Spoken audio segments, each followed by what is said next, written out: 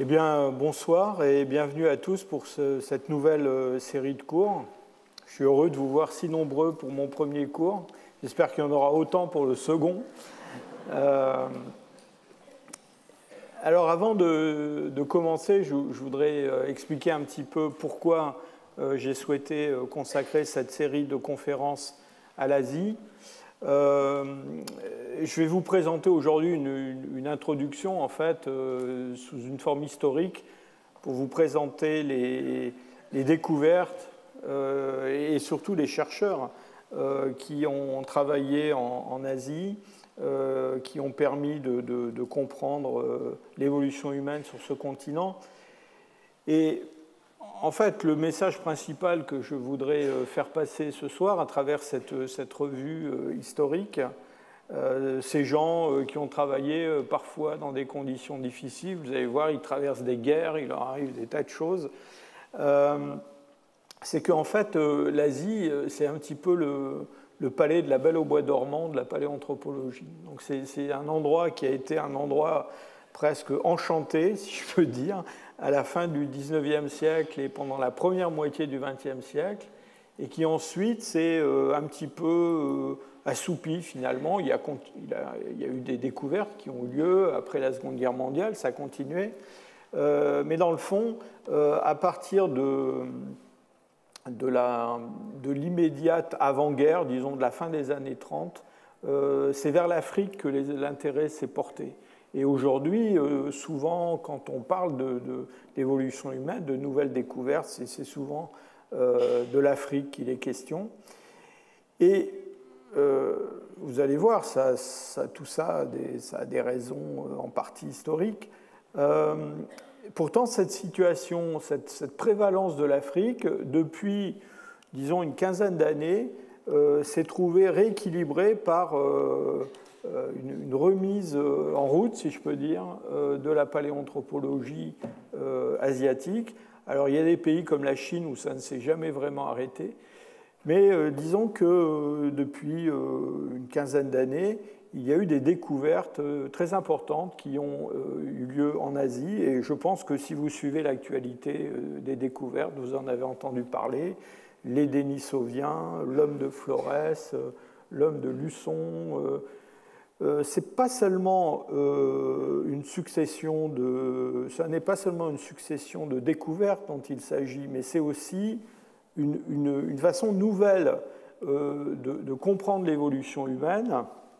Et dans le fond, quand je dis que la paléanthropologie asiatique, ça a été un petit peu que l'Asie, ça a été un petit peu le palais de la Belle au bois dormant de la paléanthropologie, c'est aussi à cause des modèles, dans le fond, qui ont été mis en avant pour comprendre l'évolution humaine pendant très longtemps. Et paradoxalement, c'est dans le fond la prééminence de l'Afrique, et notamment le modèle d'origine africaine de l'homme actuel, qui, dans le fond, nous a fait revisiter l'Asie avec des yeux nouveaux. Alors, d'abord, je pense que vous savez tous que l'Asie n'existe pas. L'Asie, c'est un grand morceau d'un continent qui est l'Eurasie, en fait. Donc, on a une masse continentale très importante qui fait à peu près 55 millions de kilomètres carrés. Et sur ces 55 millions de kilomètres carrés, eh bien, il y a un petit bout à l'ouest, là, qu'on appelle l'Europe, qui fait à peu près 10 millions de kilomètres carrés. Mais du point de vue géographique, il ne se passe pas grand-chose quand on passe entre l'Oural et la mer Caspienne. Il n'y a pas de barrière géographique majeure. Cette grande plaine du nord-ouest de l'Europe, en fait, se poursuit vers la Sibérie. Et c'est une très, très vaste zone géographique. Évidemment, cette séparation Asie-Europe, c'est une séparation culturelle. C'est lié à l'histoire de grandes civilisations qui se sont développées d'une part autour de la Méditerranée depuis l'Antiquité, puis à l'autre bout de l'Eurasie, en Chine et dans les zones périphériques. Alors, du point de vue de la paléanthropologie, de l'évolution humaine, On parlera la prochaine fois un petit peu de la géographie de l'Asie, hein, mais il faut aussi noter qu'il y a une partie de l'Asie, du point de vue géographique, la péninsule arabique, le Proche-Orient, qui en fait se comporte, je dirais, comme un territoire africain quasiment pendant une grande partie des derniers 2 millions d'années. Vous verrez qu'on va trouver dans cette zone-là, eh bien, justement, des Homo sapiens qui sortent d'Afrique à un certain moment, des Néandertaliens qui, eux, évoluent dans l'ouest de l'Eurasie. Et donc, cette partie de l'Asie, il faut bien en parler, bien sûr, mais vous allez voir que c'est un monde quand même très différent de celui-là en Extrême-Orient. La paléoanthropologie, elle est née en Europe, vous le savez déjà. On a, dans la première moitié du XIXe siècle, des découvertes d'hommes fossiles qui se produisent, qui passent plus ou moins inaperçues. Il y en a eu une première pendant l'hiver 1829-1830 qui se passe en Belgique, dans les grottes d'Angis. Un archéologue, un précurseur de l'archéologie qui s'appelle Schmerling, met au jour un petit crâne d'enfant qui est en fait un néandertalien, qui n'est pas reconnu à l'époque comme néandertalien, ce sera seulement beaucoup plus tard, il sera identifié. Une découverte du même ordre a lieu à Gibraltar en 1848, donc quelques années plus tard. Là, pour le coup, il s'agit d'un crâne d'adulte, très complet, clairement différent d'un crâne d'homme actuel. Mais là encore, c'est une découverte qui va longtemps être passée sous silence, va rester rangé dans un meuble quelque part, ce crâne. Et donc, c'est seulement en 1868 en 1864 qu'on va le reconnaître comme un homme de Néandertal. Et en fait, j'allais dire, le véritable acte de naissance de la paléontologie humaine, eh bien, c'est justement cette découverte de Néandertal.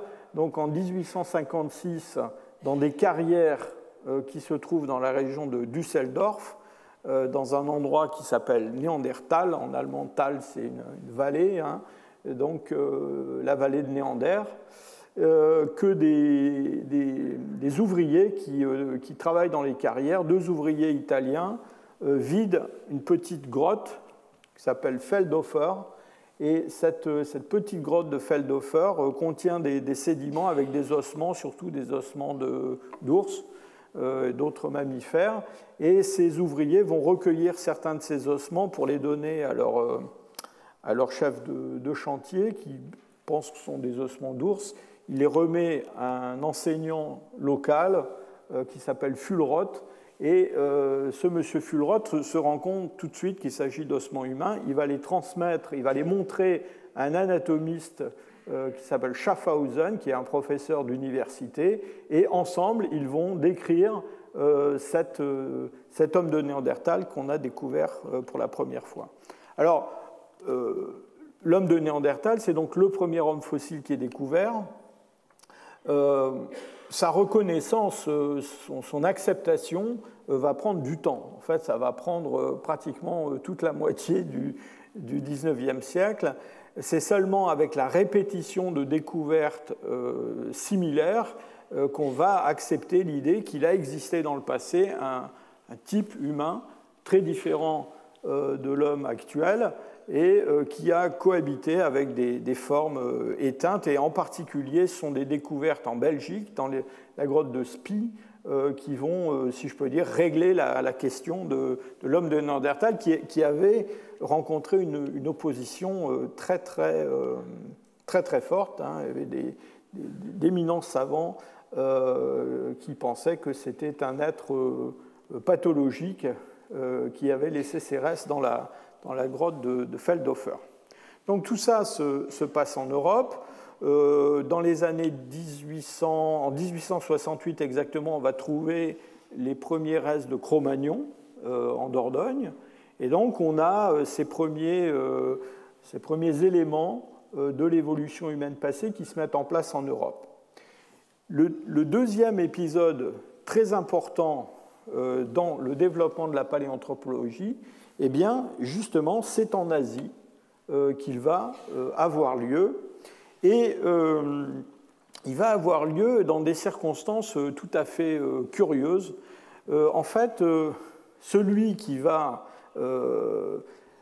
mettre en avant le rôle de l'Asie dans l'évolution humaine, c'est ce biologiste qui est assis ici à gauche, qui s'appelle Ernst Haeckel, et qu'on voit ici en compagnie de son assistant lors d'une expédition aux îles Canaries pour recueillir des organismes marins, une photo assez pittoresque. Et donc Ernst Haeckel, c'est un biologiste qui travaille à Iéna, en Allemagne, et dans la deuxième moitié du XIXe siècle, Ernst Haeckel est le grand défenseur des théories de Darwin. Donc c'est en Europe continentale celui qui vraiment soutient les vues de Darwin et défend les théories évolutionnistes. Alors Ernst Haeckel, c'est un biologiste considérable. Hein. Il a, je parlais de cette expédition aux îles Canaries pour aller recueillir des organismes marins. On doit à Ernst Haeckel la description de plusieurs milliers d'espèces nouvelles. Il a publié des monographies extraordinaires. Il a fait des tas de choses. On lui doit en particulier une théorie fameuse en biologie, qui est la théorie de la récapitulation, suivant laquelle le développement embryonnaire des individus reconstitue, récapitule une partie de leur évolution passée. C'est Haeckel qui a proposé ces thèses-là. Et Haeckel était une intelligence extrêmement féconde, et évidemment, il soutenait les thèses de Darwin et s'est tout naturellement intéressé à l'évolution humaine. Alors Darwin, comme d'ailleurs Thomas Huxley, qui était un de ses disciples, dans le fond, lui a toujours soutenu le rôle de l'Afrique dans l'évolution humaine. C'est-à-dire que dans les écrits de Darwin, il dit très clairement que d'après lui, les primates les plus proches de l'homme sont les grands singes africains, le chimpanzé et le gorille.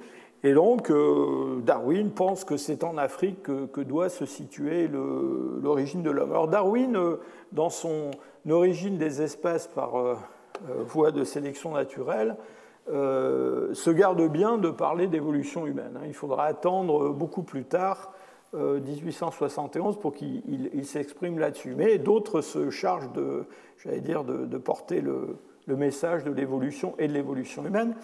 Et donc Haeckel, lui, bien qu'il soutienne les thèses de Darwin sur l'évolution, ne pense pas que c'est l'Afrique qui a joué un rôle essentiel, c'est, d'après lui, plutôt l'Asie.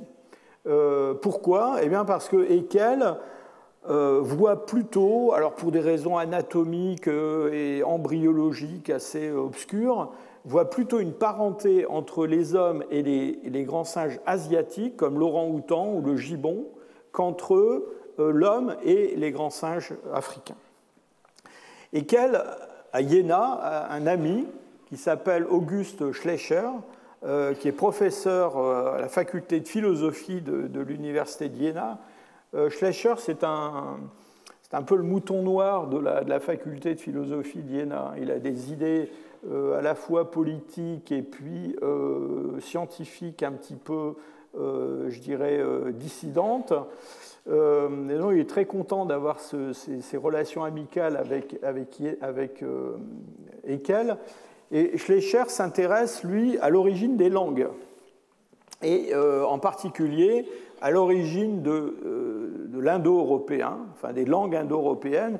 Et Schleicher est connu pour être un de ceux qui a construit ce genre d'arbre pour expliquer les relations entre différentes langues indo-européennes, et il a consacré une grande partie de son travail, de sa recherche, à la reconstitution d'une langue originelle qui serait la langue parlée par les anciens indo-européens. Je crois même qu'il a écrit une petite fable dans cette langue reconstituée par des techniques qui, pour l'époque, étaient assez, assez innovantes. Schleicher, comme Haeckel, vont être les premiers à utiliser d'ailleurs ce mode de représentation de l'évolution sous forme d'arbre, hein, une forme qui aujourd'hui nous paraît complètement banale, mais qui au XIXe siècle ne l'était pas. Alors quel est le lien entre Schleicher et l'origine de l'homme en Asie? Eh bien, Schleicher convainc Haeckel qu'en fait, toutes les grandes familles de langues actuelles, comme les indo-européens ou les langues sino-tibétaines ou sémitiques ou tout ce que vous voulez, eh bien, sont apparues indépendamment les unes des autres et qu'elles sont apparues à partir de formes humaines très anciennes qui ont chacune séparément développé la capacité de langage et donc des langues complètement différentes.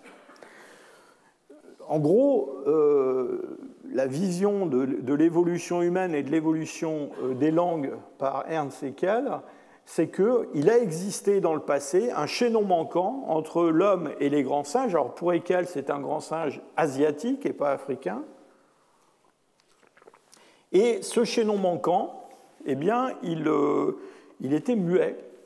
Et c'est l'évolution de ce chaînon manquant dans différentes parties du monde qui a donné naissance à des humanités diverses et surtout à des familles de langues différentes. Alors, Haeckel a même donné un nom à ce chaînon manquant. Il l'a appelé Pithecanthropus, hein, donc homme-singe, et Alalus, c'est-à-dire muet. Donc voilà des reconstitutions de l'époque. Je crois que ça c'est un dessin qui a été offert à Haeckel pour un de ses anniversaires, qui imagine cet homme-singe muet qui a vécu dans le passé, probablement en Asie. Et évidemment, on n'a absolument aucun fossile pour documenter tout cela, mais Haeckel pense que l'origine de ce chaînon manquant doit se trouver donc quelque part en Asie, et il a imaginé un continent englouti qu'il appelle Lémuria, qui a existé quelque part là où se trouve aujourd'hui l'océan Indien. Et c'est à partir de cette région-là que ce Pithecanthropus alalus se serait diffusé dans le monde et aurait donné naissance à différentes branches d'humanité. Donc tout ça, évidemment, est assez, je dirais, fantaisiste. Hein. Aujourd'hui, on sait très bien que, d'abord, il n'y a pas eu de continent englouti à l'endroit de l'océan Indien, en tout cas dans le Pléistocène, et puis que, en fait, c'est plutôt hors d'Afrique que s'est produites les différentes radiations évolutives qui ont donné différentes formes d'hominines. Alors c'est sur dans le fond, la base de ces présupposés complètement, encore une fois, fantaisistes, qu'un anatomiste, un anthropologue néerlandais qui s'appelle Eugène Dubois, qui est absolument enthousiasmé par les idées de Haeckel, avec qui il échange toute une correspondance, eh bien, au désespoir de ses amis et de sa famille, eh bien, cet Eugène Dubois va partir dans la région de l'océan Indien pour essayer de trouver le Pithecanthropus alalus qui n'existe pas. Et le plus fort de l'affaire, c'est qu'il va le trouver. Enfin, il va trouver quelque chose. Donc, il s'embarque, il s'engage dans l'armée néerlandaise, l'armée coloniale, parce qu'il n'a pas d'argent pour financer son expédition.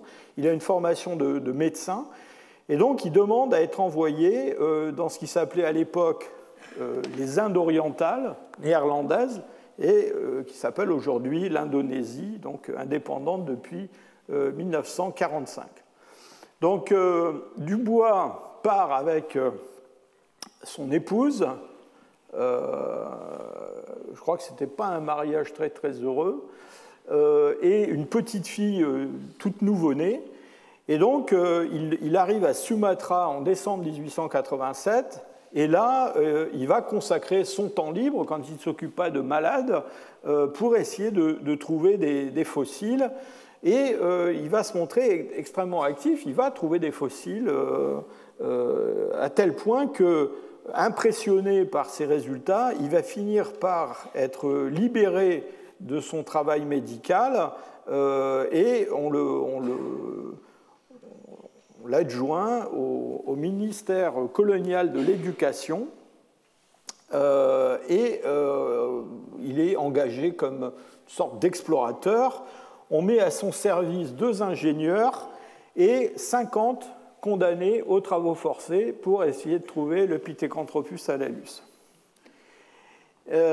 qui n'existe pas. Donc Dubois va travailler pendant un petit moment à Sumatra, et puis assez vite, il va partir dans l'île de Java, où là, il va vraiment se montrer très chanceux.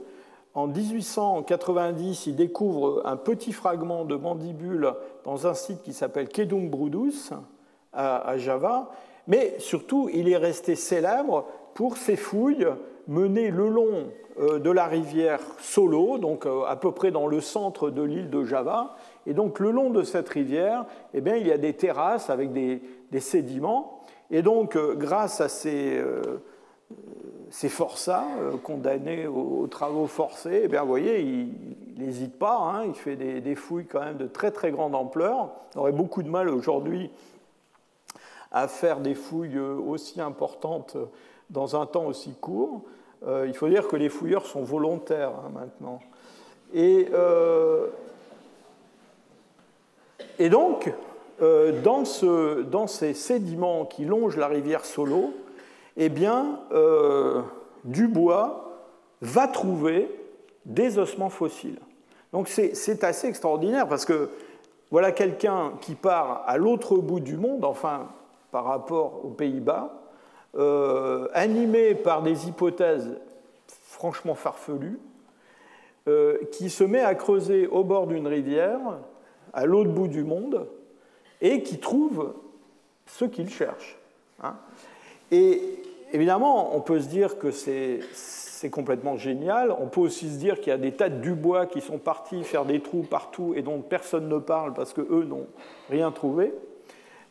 Toujours est-il que Dubois donc, découvre cette calotte crânienne, cette dent et ce fémur qui sont humains, enfin d'après lui. La dent, le fémur. Alors le fémur est très très proche d'un fémur d'homme actuel, donc il traduit une démarche bipède, une posture redressée.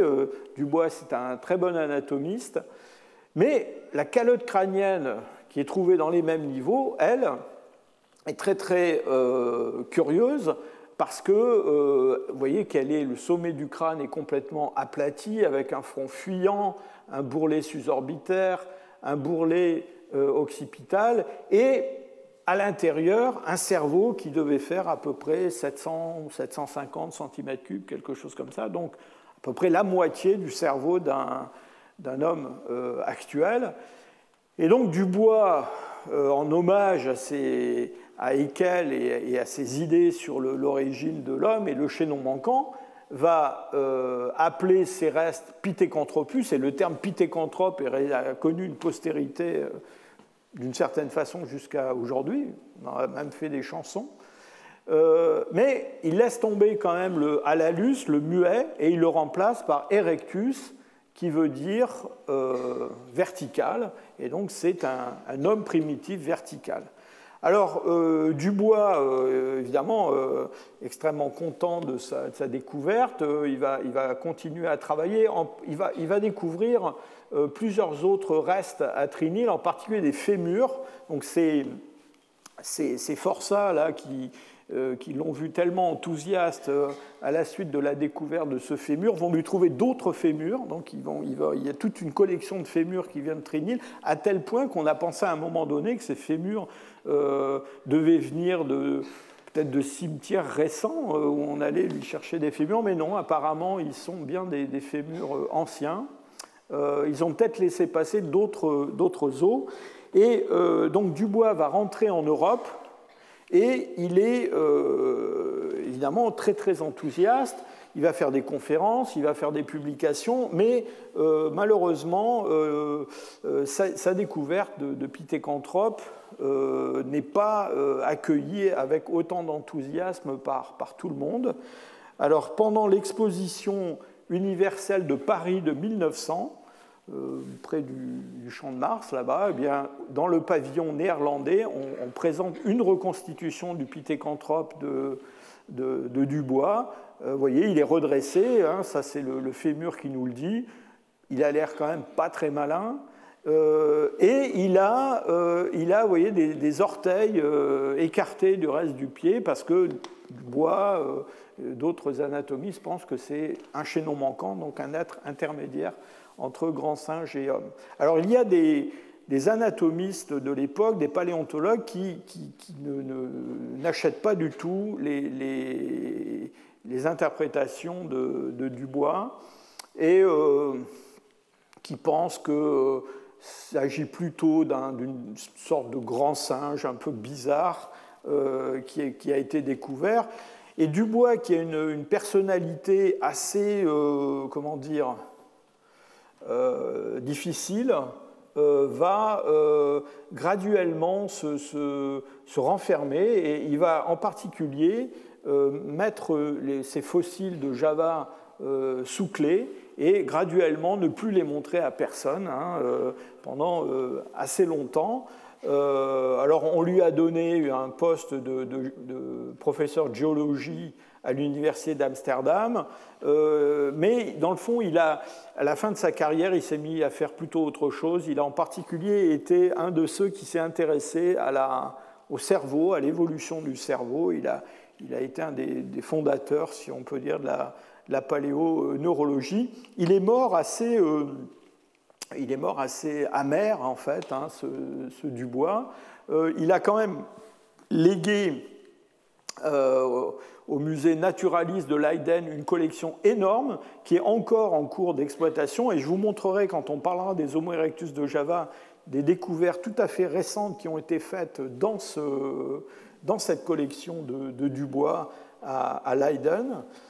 Et puis voilà, on va l'enterrer dans une terre non consacrée parce que ces découvertes non seulement ont créé des polémiques avec ses collègues, mais aussi avec l'Église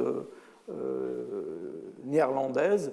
Et donc Dubois a une destinée quand même assez malheureuse.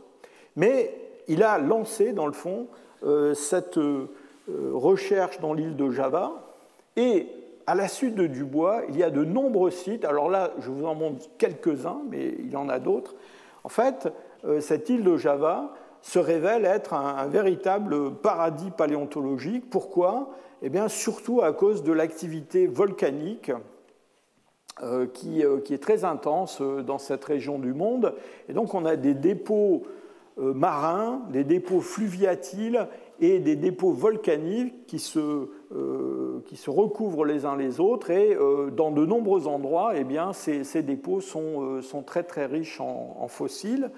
Et donc, depuis l'époque de Dubois, dans le fond, Java a continué jusqu'à aujourd'hui à être un lieu où il y a des fouilles et des recherches de fossiles. Alors, malheureusement, beaucoup des découvertes qui ont été effectuées à Java, et vous verrez, je vous dirai à peu près la même chose pour la Chine tout à l'heure, beaucoup de ces découvertes ont été des découvertes qui ont été faites de façon fortuite, c'est-à-dire que les paysans du coin, en creusant dans les champs, à l'occasion, ramassent des fossiles ou même parfois les cherchent pour aller les vendre à des paléontologues occidentaux qui sont très, très friands de ces découvertes et qui offrent des récompenses. Alors à Java, le deuxième grand nom de la paléanthropologie, c'est un chercheur d'origine allemand qui était né à Berlin, qui s'appelle Ralph von Koenigswald. Et Ralph von Koenigswald, c'est un grand nom de la paléanthropologie. Il a lui, il s'est fait engager par les services géologiques à Java en 1930, donc il travaille pour les Néerlandais. Il va d'ailleurs prendre la nationalité néerlandaise avant la Seconde Guerre mondiale, et ses travaux sont en partie financés par la fondation Carnegie. Et donc Ralph von Koenigswald va travailler pendant très longtemps dans l'île de Java, en particulier dans plusieurs sites. Le site de Mojokerto, qui est dans l'est de Java, dans lequel, en 1936, alors qu'il n'a que 33 ans, eh bien, il annonce la découverte d'un petit crâne, tout petit comme ça, que j'ai eu le plaisir de tenir en main, qui est un crâne de bébé Homo erectus. J'introduis le mot Homo erectus parce que tous ces fossiles dont je vous parle, ces pithécanthropes et d'autres que je vais vous montrer dans un instant, ont été plus tard regroupés sous le terme d'Homo erectus. Donc cette découverte, c'est la première grande découverte de von Koenigswald, d'ailleurs qui suscite le désaccord, la réprobation de Dubois, qui lui est aux Pays-Bas. Et donc von Koenigswald va renommer ce fossile Homo mojokertensis, du nom du petit village qui se trouve à côté de la découverte. Mais c'est surtout dans un autre site de Java, qui se trouve ici, Sangiran, vraiment au centre de l'île, que von Koenigswald va travailler pendant de très nombreuses années. Alors ce site de Sangiran, ce n'est pas un site, en fait, c'est une région assez vaste qui représente une sorte de dôme géologique avec, vous voyez, des formations qui poussent par en dessous, et puis l'érosion qui recoupe des dépôts, donc qui forment des espèces d'auréoles avec les terrains les plus anciens au centre et puis des terrains de plus en plus récents autour.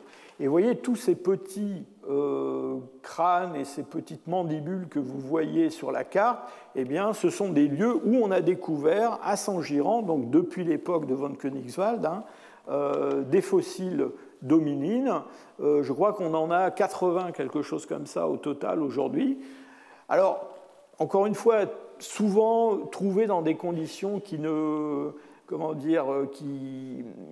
permettent pas toujours de reconstituer l'origine précise des fossiles. Ça, c'est un problème récurrent. En particulier, von Koenigswald offrait une récompense à qui lui ramenait des fossiles humains. Et donc, les rabatteurs, si je peux dire, qui travaillaient pour lui, une fois ou deux, il s'est rendu compte qu'il cassait les fossiles en morceaux pour venir avec plusieurs pièces et toucher plusieurs fois la récompense. Donc, ça l'a un petit peu, ça a changé un peu sa politique de récompense. Et donc, à Sangiran, von Koenigswald, dans les années 30, donc, va mettre la main sur une calotte crânienne qui ressemble énormément à la calotte crânienne que Dubois avait découverte à Trinil en 1890. Et à la suite de ça, il va en trouver d'autres, y compris d'ailleurs des espèces, une espèce d'hominine qu'on appelle Meganthropus paleojavanicus, dont on va se demander très longtemps, on se demande toujours d'ailleurs, si c'est une forme d'Homo erectus ou quelque chose de différent. Alors, von Koenigswald est un chercheur très, très enthousiaste et même intrépide. Au moment de l'invasion de l'île de Java par l'armée japonaise pendant la Seconde Guerre mondiale, il va cacher ses collections pour ne pas que les Japonais mettent la main dessus. Il y a quand même un crâne qui va finir par être pris par l'armée japonaise et offert à l'empereur Hirohito. Il va être rendu après la Seconde Guerre mondiale. Et von Koenigswald, lui, il est interné dans un camp par les Japonais et il va passer une partie donc, de la Seconde Guerre mondiale comme prisonnier des Japonais. Et plus tard, il reviendra en Europe, il va revenir aux Pays-Bas et puis à la fin de sa carrière, il va être hébergé au musée Senckenberg de Francfort avec ses collections. Et quand j'étais étudiant, j'ai eu l'immense plaisir, honneur de me rendre à Francfort et de rencontrer von Königswald qui m'a montré ses collections. C'était un très très vieux monsieur à cette époque-là. Moi j'étais très très jeune et j'en garde un souvenir tout à fait ému. Alors autre découverte, toujours dans l'île de Java, découverte d'ailleurs qui remonte à l'époque de von Königswald, on est toujours dans les années 30, donc il y a sont toujours ces services géologiques, ces services de cartographie géologique qui sont très très actifs. Et donc il y a un ingénieur des mines néerlandais qui s'appelle Oppenhorst qui ouvre des fouilles toujours le long de la rivière Solo, donc un peu plus vers l'est par rapport à Trinil, et il ouvre 2 fouilles près d'un village qui s'appelle Ngandong. Et là encore, sont des sites qui sont tout à fait extraordinaires. On récolte des milliers d'ossements fossiles. Il faut dire encore une fois que ce sont des fouilles quand même assez intenses. Les fouilles de Ngandong ont duré 27 mois. Et en moyenne, la progression des fouilles était de 165 mètres carrés par mois. Donc, je ne sais pas si ça vous donne une idée de la vitesse de fouille, mais ce n'est pas du tout le genre de fouille qu'on pratique aujourd'hui. Et au cours de ces fouilles, à Ngandong, on trouve, donc, je vous l'ai dit, des milliers d'ossements de mammifères, mais surtout, on trouve à nouveau des crânes d'Homo erectus, plus récents que celui de Trinil, que celui de Sangiran. Et voilà, ici, c'est en 1934, je crois, un de ces crânes de Ngandong, Ngandong 5, qui est en place, vous voyez, dans des sédiments, une espèce de couche cendreuse interstratifiée dans des dépôts fluviatiles. Et c'est une série qui est tout à fait extraordinaire. Il y a une dizaine de ces calottes crâniennes qui sont découvertes. D'ailleurs, on va beaucoup spéculer sur pourquoi on trouve autant de calottes crâniennes. On va parler des chasseurs de têtes de Ngandong, parce que certains prétendent qu'elles ont été déposées là intentionnellement. Il y a quand même quelques autres os, des tibias en particulier. Et donc, avec toutes ces découvertes, j'arrête avec Java et la Seconde Guerre mondiale.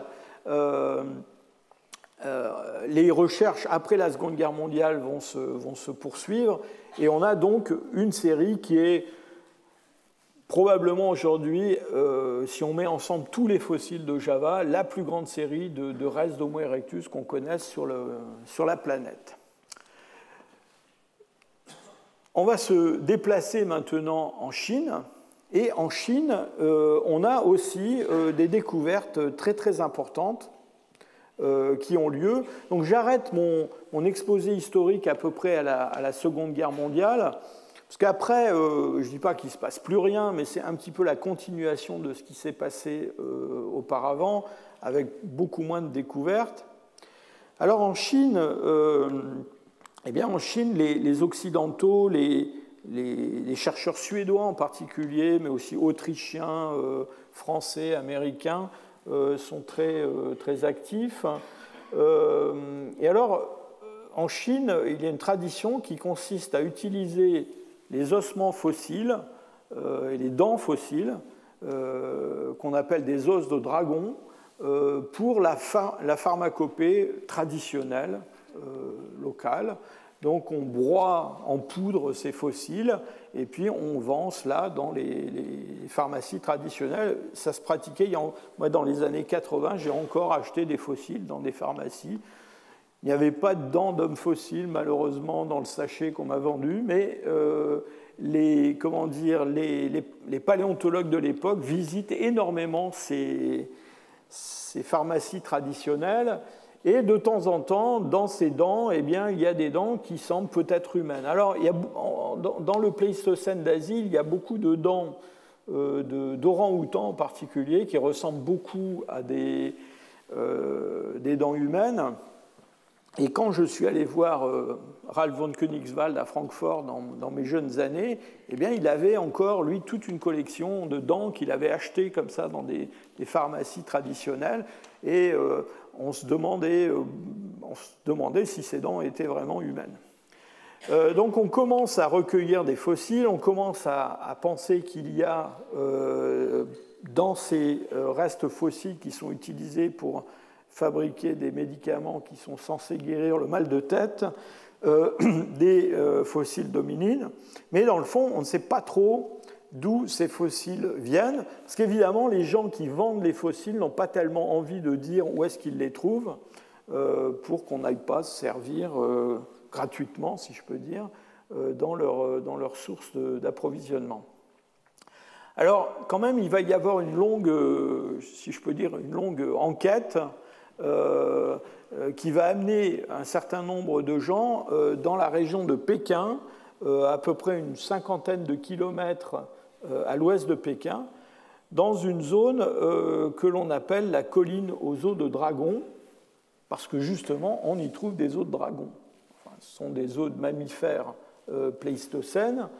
Et donc, dans les années 20, eh bien, il y a un scientifique suédois qui s'appelle Johan Gunnar Andersson, qui visite cet endroit, qui trouve au milieu des os dits de dragon des éclats de quartz et qui pense qu'il y a certainement un site paléolithique dans cette colline aux os de dragon. Et donc, à sa suite, eh bien, il va y avoir une série de recherches, de fouilles, en particulier par son assistant qui s'appelait Otto Zdanski, qui était un Autrichien. Et donc, à la fin des années 20, on commence à fouiller cette colline aux os de dragon. C'est une fouille qui va prendre de plus en plus d'ampleur, surtout après la découverte de 2 dents humaines qui vont être reconnues comme des dents humaines archaïques, différentes des dents actuelles, qui vont être données à cet anatomiste canadien qui s'appelle Davidson Black. Et Davidson Black va créer le terme de Sinanthropus pekinensis. Alors c'est un des nombreux avatars de cet Homo erectus asiatique. Et Davidson Black, donc, qui a créé ces 2 dents, on dit que ces 2 dents étaient devenues des sortes de fétiches qui se promenaient avec tout le temps, avec les dents dans un petit étui de velours pendu à sa ceinture. Davidson Black va être le premier à diriger des fouilles de grande ampleur qui se déroulent dans la colline aux os de dragon. Vous voyez qu'on démolit quasiment la colline. C'est une colline calcaire avec un karst, donc des cavités. Et donc on découpe tout ça en grands carrés de 2 mètres, grands cubes de 2 mètres. Et on fouille de façon très intense. Ce sont des fouilles qui sont menées en collaboration par des Chinois, des Autrichiens, donc ce Canadien qui dirige l'affaire, et surtout le soutien de la fondation Rockefeller, une fondation américaine qui paye pour que ces recherches se développent. Et on va trouver une grande quantité de fossiles dans cette colline aux os de dragon. Donc, avec la série de Java, c'est la 2e grande série d'Homo erectus découverts en Asie. Voilà une reconstitution de ce Sinanthropus pekinensis de Black, qui a été faite par un chercheur qui s'appelle Franz Weidenreich. Et on a découvert à Zhougoudienne, cette colline aux os de dragon, plusieurs crânes, des mandibules, des os postcrâniens, de nombreuses dents, qui malheureusement ont été perdus par la suite. Je vais vous dire dans quelles circonstances. Et c'est heureusement pour nous, tous ces vestiges ont fait l'objet d'une étude très très détaillée par Franz Weidenreich, et surtout de moulages très précis qui ont été réalisés, donc ils ne sont pas complètement perdus. Alors Franz Weidenreich, c'est encore un chercheur allemand. L'Allemagne d'avant la Seconde Guerre mondiale produit beaucoup de paléontologues, d'anthropologues. Malheureusement pour eux, la Seconde Guerre mondiale va mettre à mort, si je peux dire, la discipline en Allemagne, qui va mettre très longtemps à repartir. Et donc Franz Weidenreich est un anthropologue qui a vécu une bonne partie de sa vie à Strasbourg. Il a obtenu son doctorat à Strasbourg. Il a mené une vie à Strasbourg, il a eu une vie, il s'est marié, il a même, je crois, joué un petit rôle politique. Tout ça jusqu'à la Première Guerre mondiale. Et puis, en 1918, quand l'Alsace et la Lorraine ont été récupérées par la France avec le traité de Versailles, on a dit à Franz Weidenreich, ben maintenant, tu n'es plus chez toi, et donc va-t'en. Et donc Weidenreich est parti, il a occupé divers postes académiques à l'université de Heidelberg, puis à Francfort. Alors, c'est surtout un médecin anatomiste. Au départ, c'est ça sa formation. Mais il va s'intéresser à la paléontologie et en 1928, il va publier la description d'un néandertalien découvert en Thuringe, près de la ville de Weimar, et qui est une très très bonne description. Weidenreich se révèle être un paléontologue en fait très très doué, surtout dans la description anatomique très détaillée, dans l'interprétation taxinomique de ces restes. Alors, malheureusement pour Weidenreich, il est juif, ou en tout cas en partie juif, et il s'intéresse beaucoup à l'idéologie nazie qui est en train de monter en Allemagne donc dans les années 30, et il va faire des conférences, il va écrire des articles, il va écrire en particulier une étude sur ce qu'il appelle le problème juif, dans lequel il combat très activement les idées nazies, les idées racistes. En gros, il explique que les races, ça n'existe pas, en tout cas pas comme les nazis le conçoivent. Et évidemment, tout ça va le mener vers une destinée assez triste, parce que quand Adolf Hitler est élu comme chancelier, Franz Weidenreich perd son poste à l'université de Francfort, on le met dehors. Et c'est un monsieur qui est quand même assez âgé, il est né en 1873, donc en 1933, il a la soixantaine. Et donc, à la soixantaine, Weidenreich va être obligé de s'exiler. Il va d'abord partir aux États-Unis, où on va lui donner un poste d'invité à Chicago. Alors pour lui, c'est terrible parce qu'il ne parle pas anglais, très très mal. Il se retrouve dans un pays qu'il ne connaît pas. C'est un monsieur assez âgé. Enfin, aujourd'hui, à 60 ans, on est jeune, mais en 1930, on n'était pas si jeune que ça. Et donc, il mène une vie un peu errante. Et à ce moment-là, Davidson Black, le Canadien qui était le chef des fouilles à Zougoudian, lui meurt prématurément. Je crois qu'il a 49 ans, il a une maladie cardiaque et il meurt assez jeune. Et donc son poste est libre. Et on dit à ce pauvre Weidenreich, écoute, si tu ne sais pas où aller, pars en Chine. Et donc le voilà en Chine pour une période qui va être assez courte, mais qui va être extrêmement, féconde sur le plan scientifique, parce que Weidenreich va assister à la découverte et surtout va s'investir énormément dans la description de ces restes de synanthropes. Il va commencer à travailler à Zougoudian, il continuera son travail plus tard aux États-Unis. Alors, il a une secrétaire qui est anglaise, qui est anglophone, qui l'aide beaucoup, qui va beaucoup l'aider dans la rédaction de toutes ces descriptions.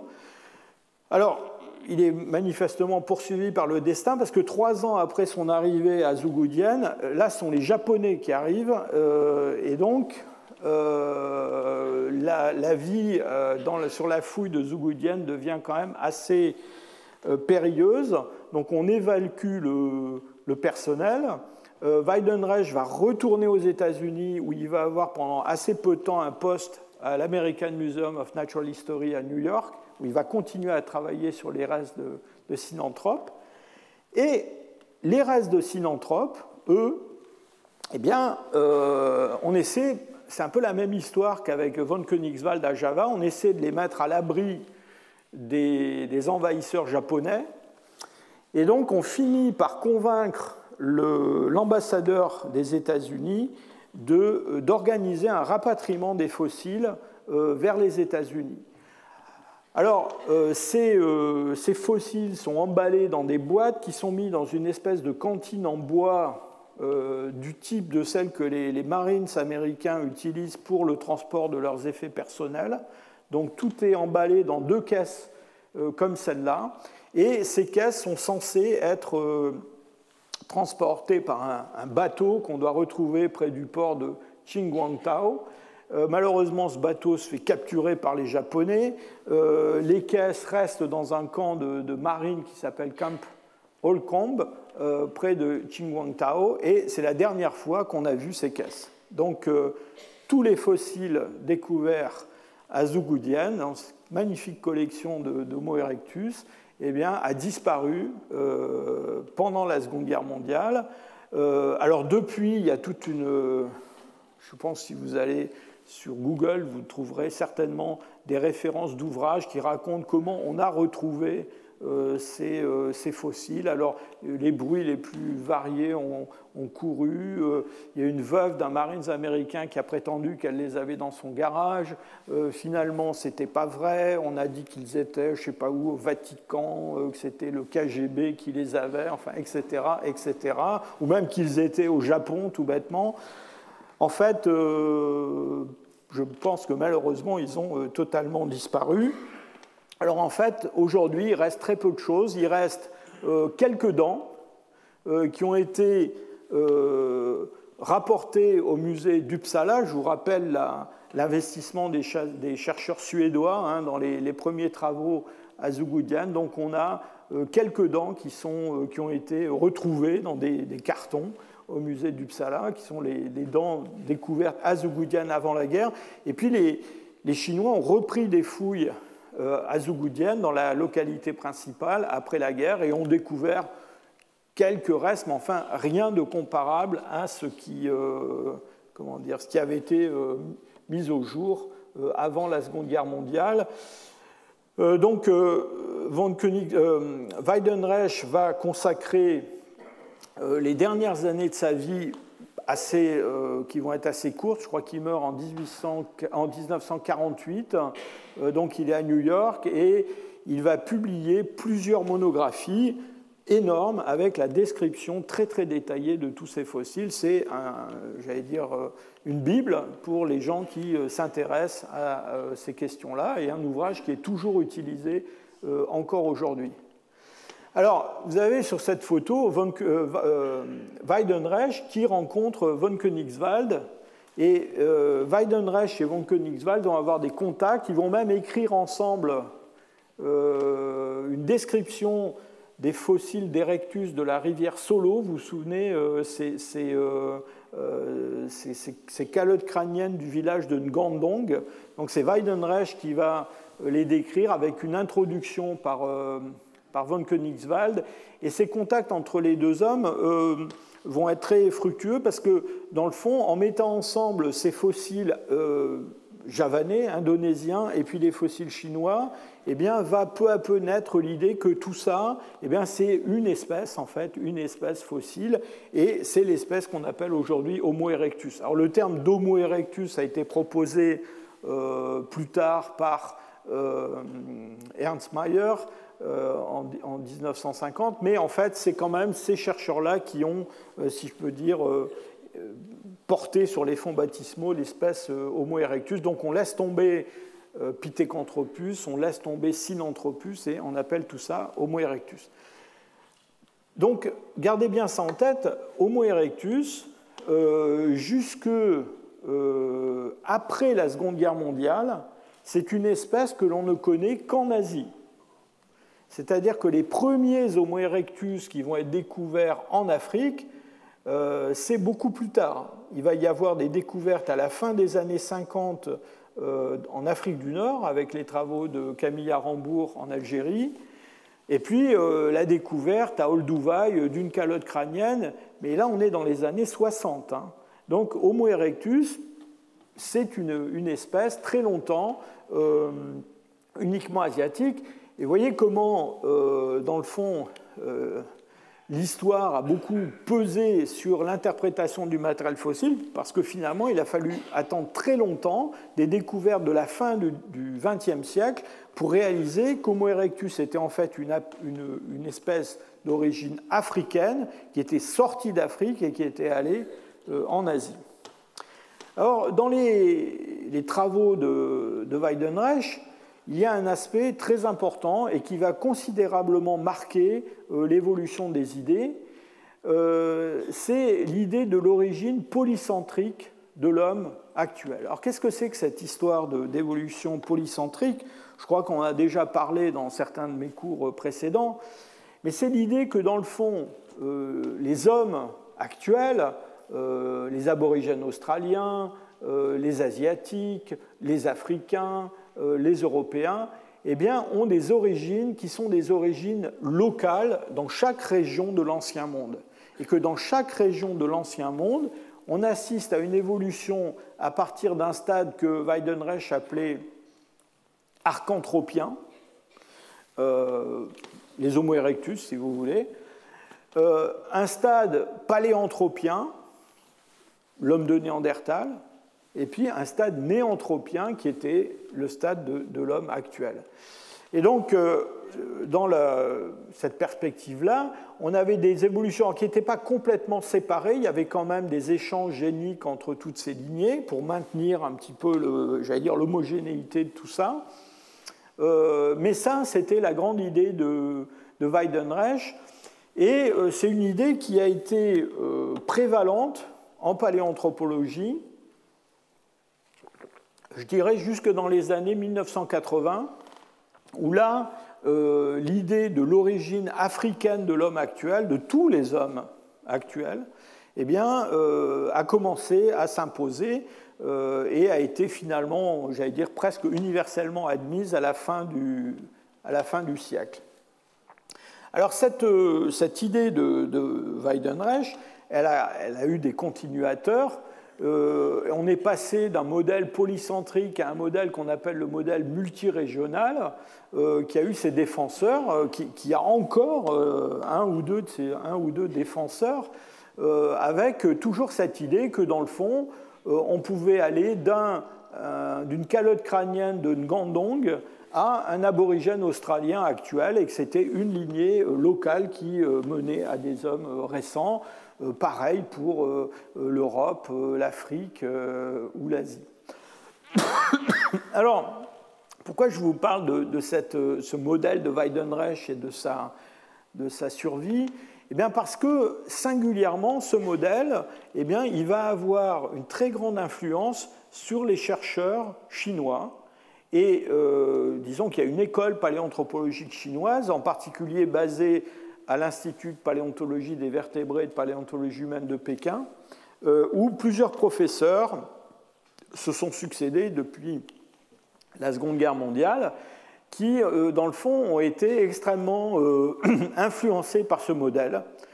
Et enfin, pour dire les choses un peu brutalement, les Chinois, ça leur plaisait bien, cette idée que, dans le fond, les Chinois actuels avaient leurs ancêtres en Chine et qu'il y avait une espèce de continuité entre les Homo erectus chinois et puis des formes plus évoluées et puis les habitants actuels de Pékin.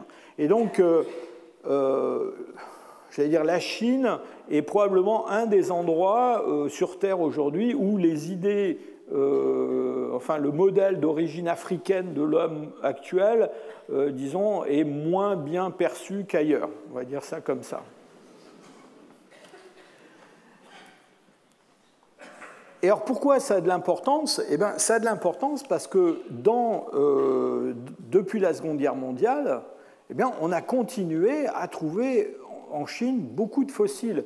La Chine, c'est probablement le pays d'Asie où les recherches en paléoanthropologie, en archéologie d'ailleurs en général, sont les plus intenses.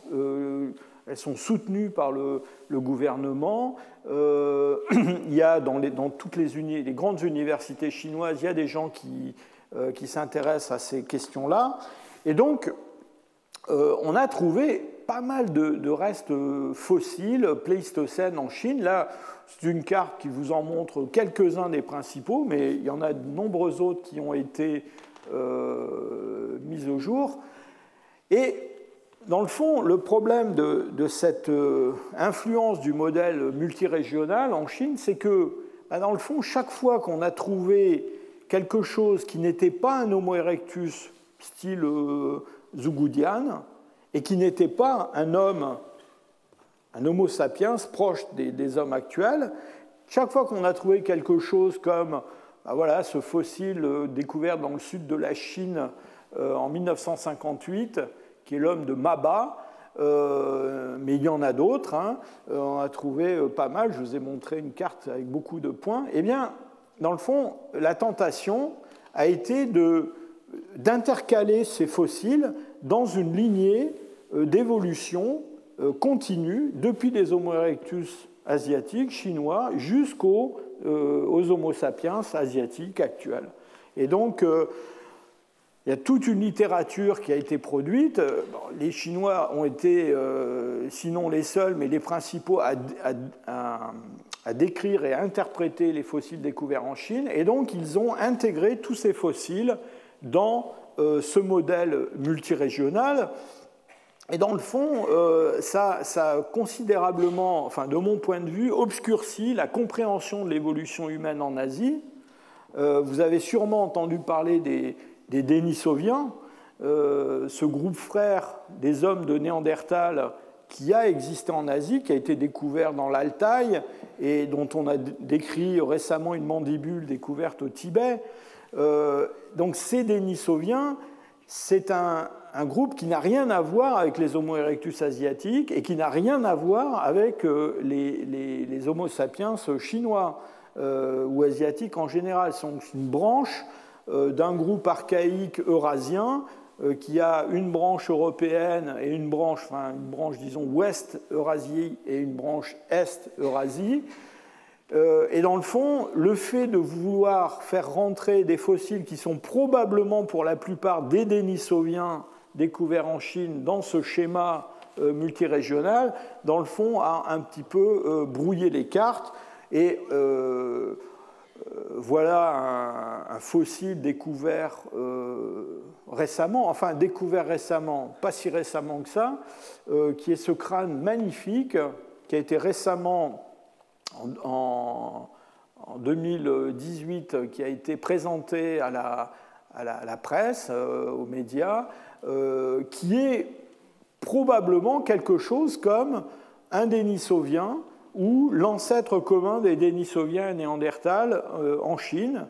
Mais ce genre de fossile, en très très longtemps, eh bien, on a voulu en faire un intermédiaire entre les Homo erectus chinois et les Chinois actuels.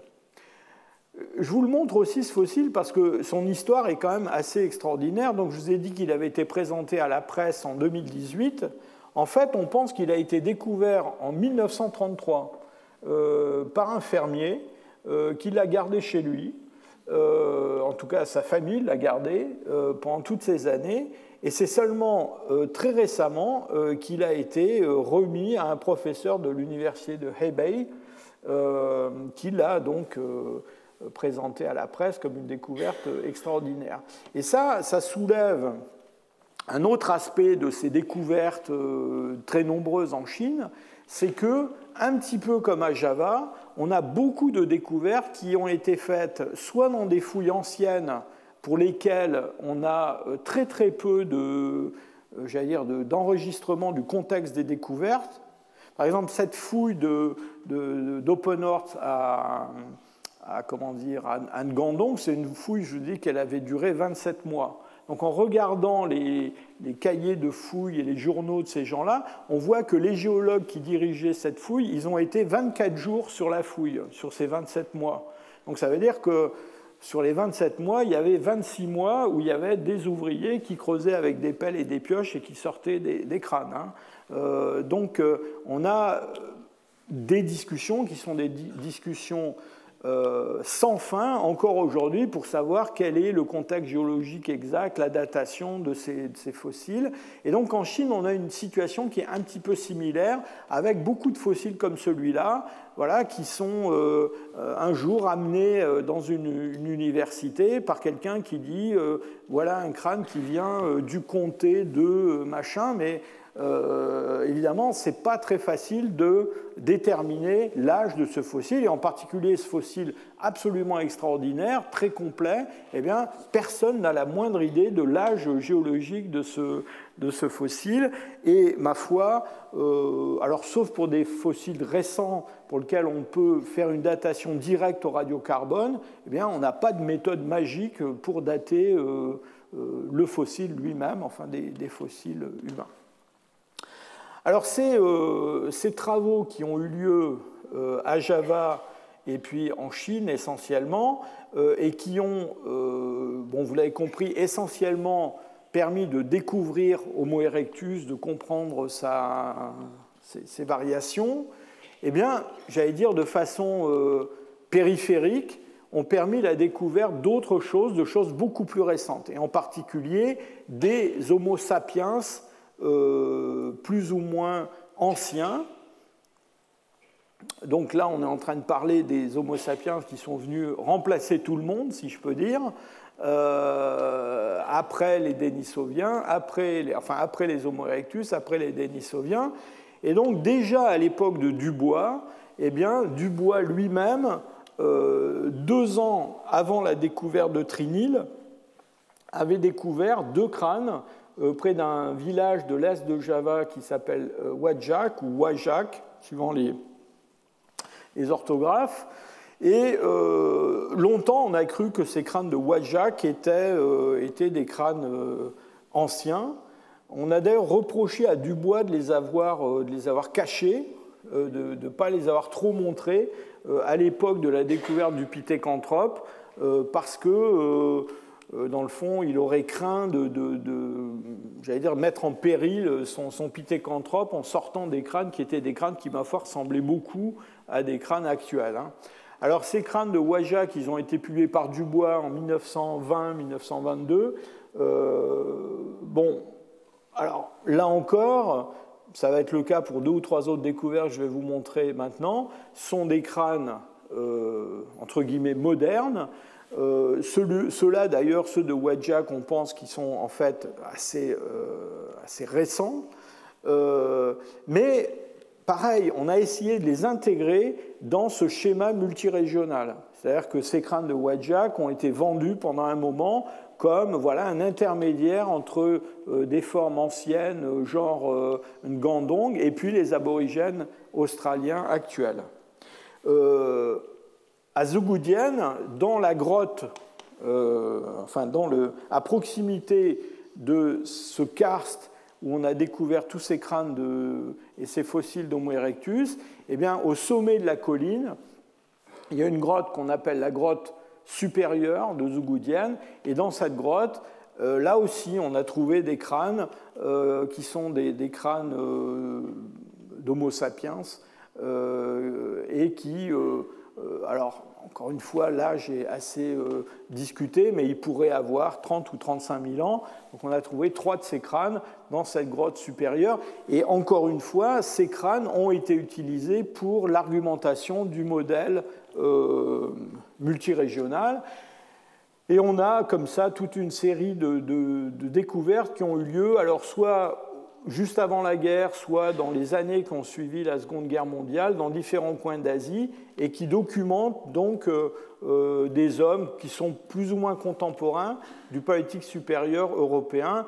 Je vous montre la grotte de Nia, qui est dans la partie malaise de l'île de Bornéo, où on a découvert des fragments de fossiles humains, et la grotte de Tabon, qui est aux Philippines, très bel endroit, où là encore on a trouvé des restes humains.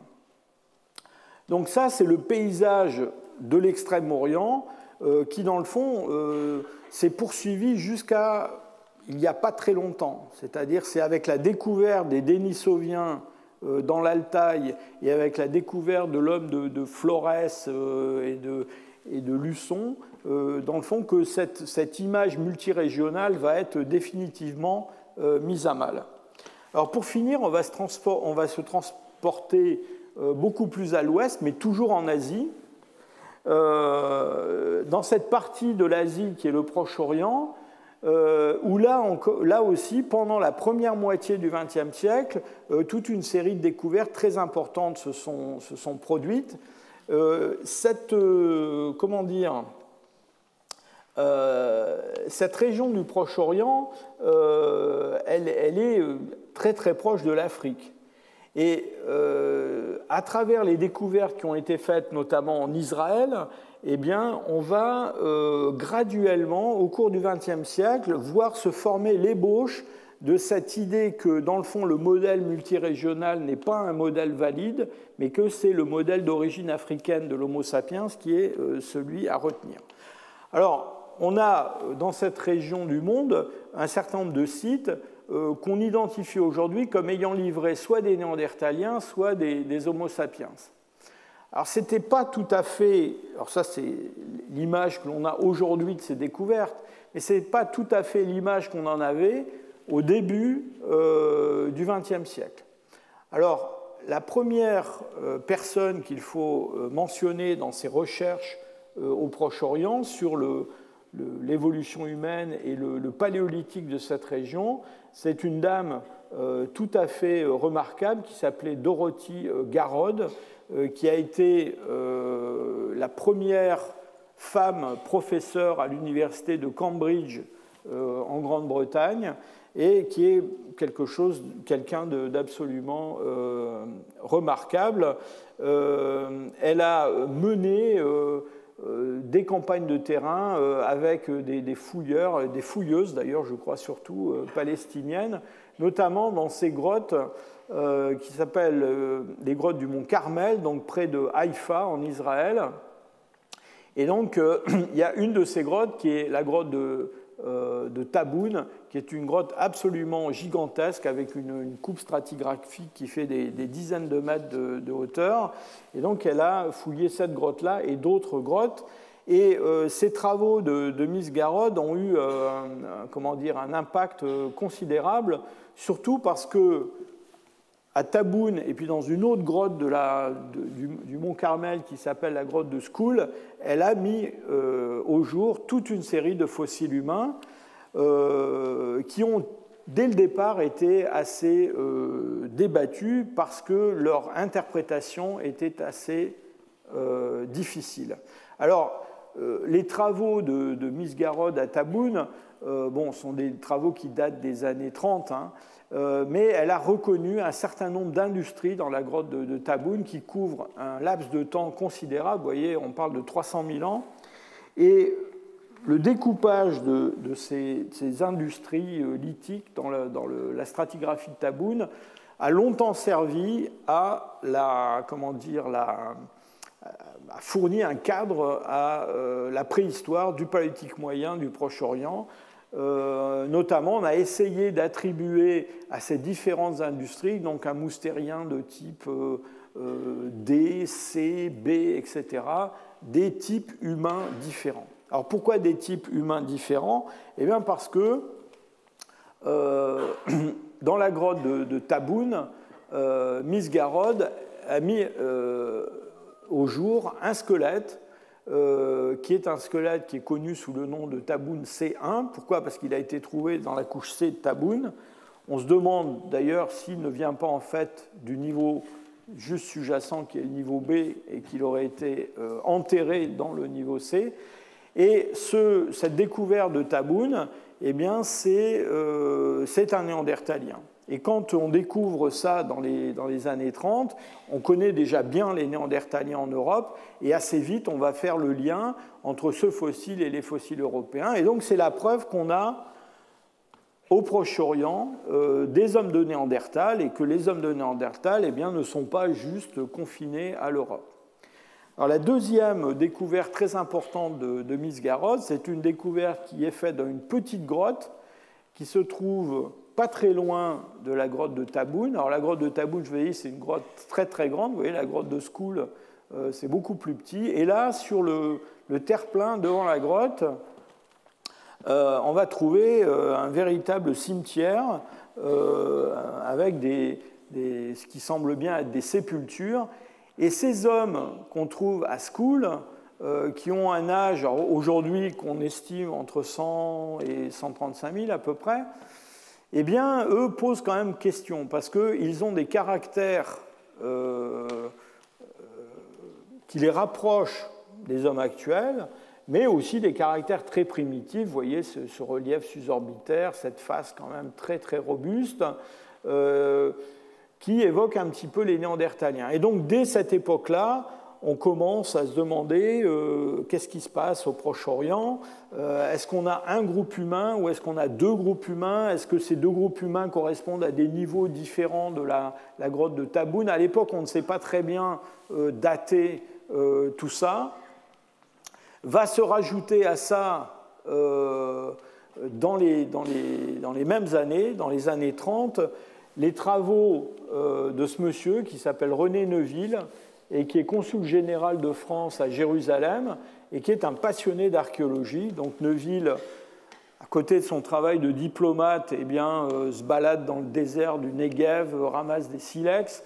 Il a produit beaucoup de travaux, en particulier une monographie très importante sur le paléolithique et le mésolithique du désert de Judée. Neuville va entreprendre des fouilles dans une grotte qui s'appelle la grotte de Kavzé, au pied de Djebel Kavzé, près de Nazareth. Alors, Djebel Kavzé, ça veut dire la montagne du précipice. Alors, pour ceux qui sont versés dans les Écritures, c'est l'endroit où les Nazaréens ont voulu balancer Jésus du haut du précipice, parce qu'ils n'étaient pas très contents de ses activités de Messie, mais ils n'y sont pas parvenus. Mais le nom est resté pour cette montagne du précipice. Et donc, Neuville, avec un jeune archéologue qui s'appelle Moshe Stekelis, va dans les années 30 entreprendre une fouille à Djebel Kavzé. Djebel Kavzé, c'est aussi un site qui m'est cher, parce que c'est le site où j'ai pour la première fois fouillé à l'étranger quand j'étais étudiant en maîtrise ou quelque chose comme ça. Et à Kavzé, on va trouver encore des hommes qui ressemblent un peu à ceux de Skoul que je viens de vous montrer, c'est-à-dire des hommes qui ne sont pas vraiment des Néandertaliens, qui ne sont pas vraiment des hommes comme les hommes actuels. Alors Neuville correspond avec la France, en particulier, il correspond avec Marcellin Boule, qui est un grand paléontologue français. Il correspond aussi avec Henri Valois, qui a pris la direction de l'IPH. Les fouilles sont en partie financées par l'IPH, et d'ailleurs, les fossiles découverts par Neuville sont à l'IPH. Donc les collections sont rapatriées en France. Et je vous lis ce que Neuville écrit ce que Valois écrit à Neuville en réponse à ces descriptions. Il lui dit « Les hommes de Palestine seraient donc, dans l'état actuel de nos connaissances du moins, les seuls susceptibles de représenter cette transition entre Homo sapiens et Homo neanderthalensis que l'on a tant cherché, d'où leur très grande importance. » Et donc il y a cette idée qui germe à l'époque on a en fait peut-être dans cette région-là du monde, eh bien, la transition de l'homme de Néandertal vers l'homme actuel. Vous vous souvenez le schéma de Weidenreich avec le stade archanthropien, paléanthropien et néanthropien. Donc là, on croit avoir mis la main sur ce qui manquait, c'est-à-dire comment on est passé d'un homme de Néandertal à un homme de Cro-Magnon, en gros.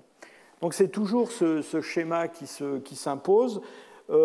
Beaucoup plus récemment, donc dans les années...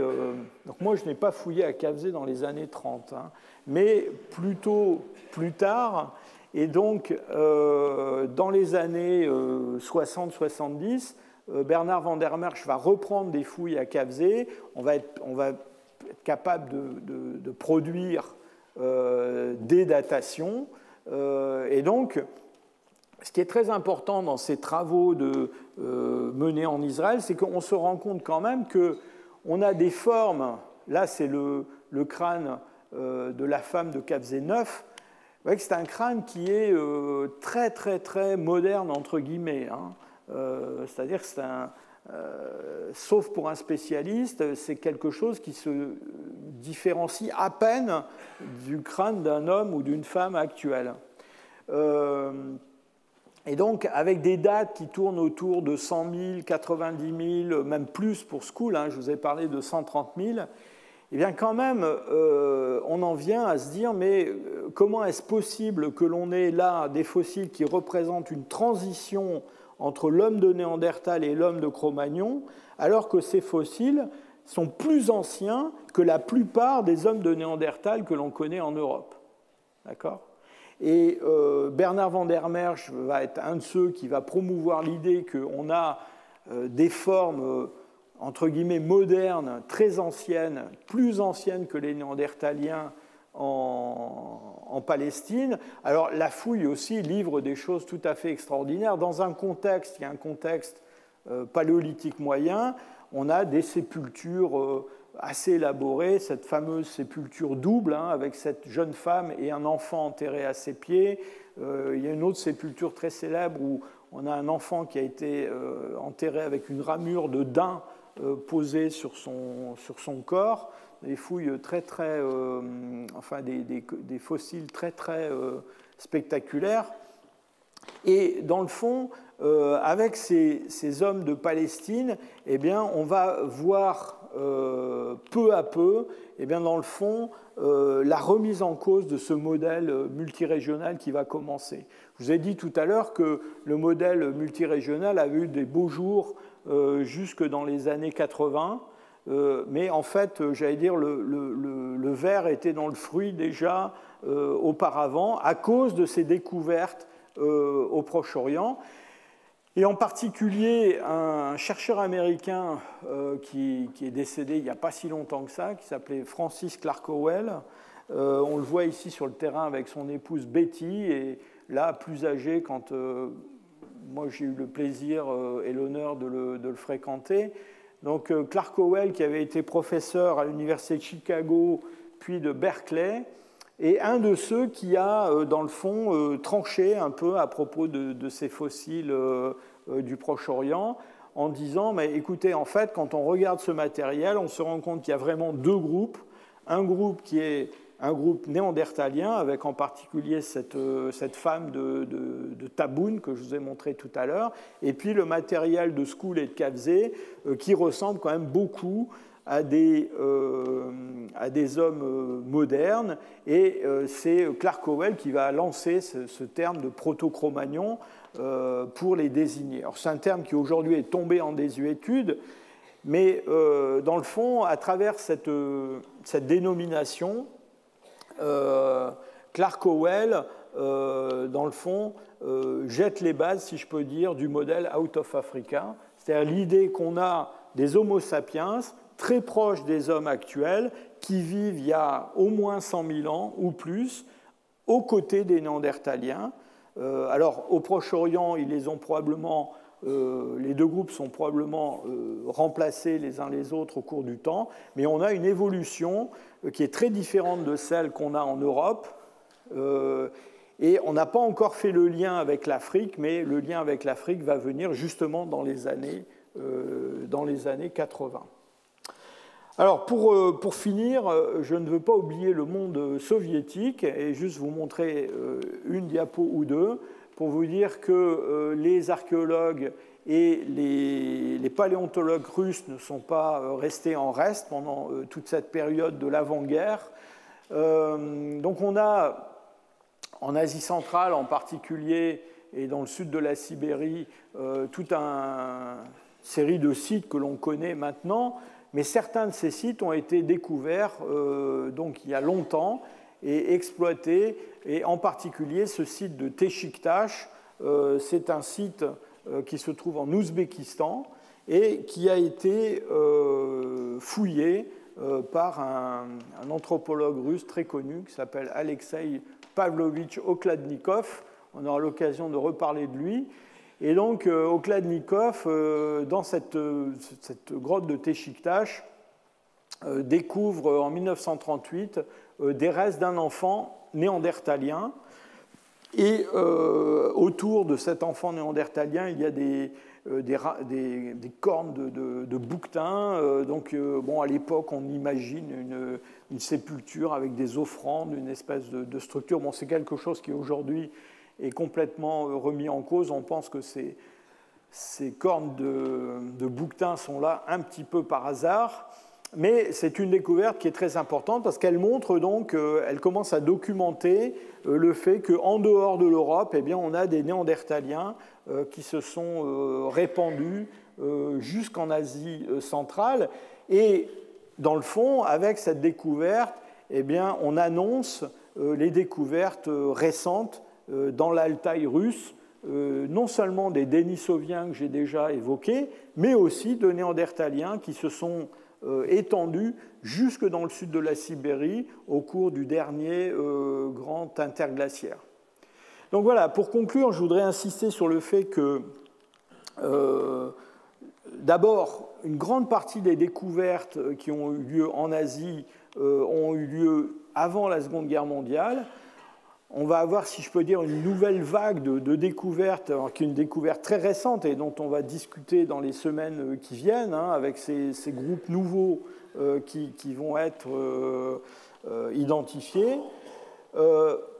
Par certains aspects, ces découvertes d'avant-guerre, elles illustrent ce qui va se passer dans les périodes beaucoup plus récentes, et même elles annoncent des débats actuels. Par exemple, les débats à propos des interactions entre néandertaliens et Homo sapiens au Proche-Orient, c'est un débat qui continue toujours. À l'époque de Francis Clark Howell, il y avait un professeur hongrois qui s'appelait Andor Thomas, qui à l'époque déjà proposait l'idée qu'on avait une zone d'hybridation entre néandertaliens et Homo sapiens dans cette région du monde. Et dans le fond, j'allais dire, on est dans la vérification de ces hypothèses-là encore aujourd'hui. Et puis, par ailleurs, il y a aussi l'influence des modèles, en particulier le modèle multirégional, qui est un modèle qui va, dans le fond, de mon point de vue, obscurcir la compréhension de l'évolution humaine dans cette partie du monde, en voulant absolument voir une continuité régionale, alors qu'en fait, l'Asie, on va le voir dans la suite de mes exposés, eh bien, c'est plutôt une région qui est à la fois très vaste, très complexe, mais qui reçoit des vagues de peuplements successifs, et en particulier des peuplements anciens qui viennent de l'Afrique. Voilà, je vous remercie pour votre attention.